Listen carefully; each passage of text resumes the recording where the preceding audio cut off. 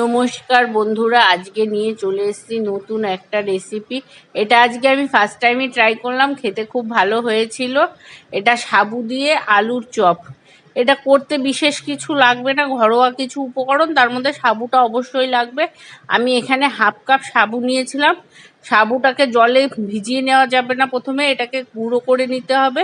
গুঁড়ো করে নিয়ে আমি আধা ঘন্টা মতো জল দিয়ে ভিজিয়ে রেখেছিলাম।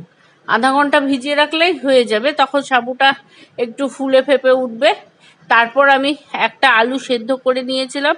আলু সেদ্ধর সাথে আর লাগবে এখানে লঙ্কা কুচি, এখানে আমি দুটো লঙ্কা কুচি করে নিয়েছিলাম। আর লাগবে একটু পিনাট, এখানে আমি রোস্টেড বাদাম নিয়েছিলাম। আর এখানে লবণ, চিনি, সবজি মশলা আর গোলমরিচের গুঁড়ো সব একসাথে নিয়েছিলাম। প্রথমে আলুটা ভালো করে ম্যাশ করে নিয়ে তার মধ্যে কাঁচা লঙ্কা কুচি দিয়ে দিতে হবে। কাঁচা লঙ্কা কুচি দেওয়ার পর যে লবণ, চিনি আর সবজি মশলা আর গোলমরিচের গুঁড়ো সেটা দিয়ে দিয়েছিলাম। চিনিটা এখানে একটু টেস্টটা ইনহ্যান্স করে বলে দিয়েছি। তারপর পিনাট যে ছিল সেগুলো দিয়ে দিয়েছিলাম। আর তারপর সাবুটা দিয়েছি। সাবুটা কিন্তু দানা থাকবে না, সাবুটা ভালো করে গুঁড়ো করে নিতে হবে।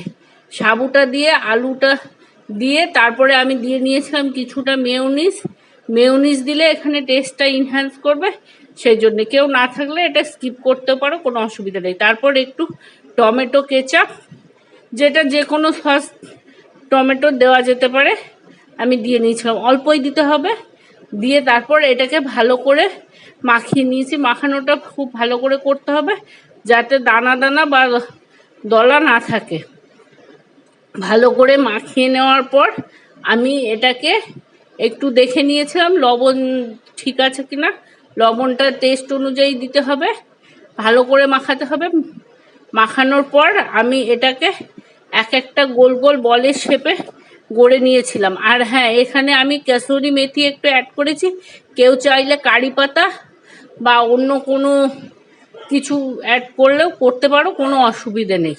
আর এখানে আমি কসুরি মেথি অ্যাড করার পর গোল গোল বলের শেপে গড়ে নিয়েছিলাম। গোল গোল বলের শেপে গড়ে কিছুক্ষণ এটা স্ট্যান্ডিং টাইমে রেখে দিতে হবে। গোল গোল বলের শেপ গড়া হয়ে গেলে এটা রেখে দিয়ে কিছুক্ষণ পর তেল ভালো করে গরম করে নিতে হবে। তেল গরমটা ভালো করে একটু গ্যাসটা কমিয়ে দিয়ে তারপর এক একটা বল তেলে ছেড়ে দিতে হবে। আর একটু টাইম ধরে এখানে এগুলো ফ্রাই করতে হবে। যেহেতু সাবু দেওয়া আছে তাই ওপরেরটা খুব ক্রিস্পি হবে আর ভেতরটা আলুর জন্যে নরম হবে, খেতে খুব সুন্দর লাগে। আর কেউ চাইলে, এটা আমি নিরামিষ আকারে করেছি, কেউ চাইলে এর মধ্যে পেঁয়াজ, রসুন এসবও অ্যাড করতে পারো, ভালো লাগবে।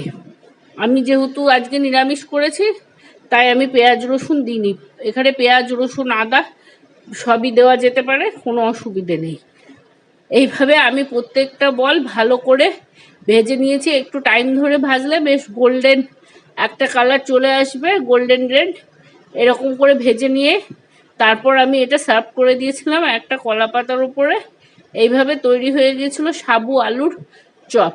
Thank you so much for watching my video.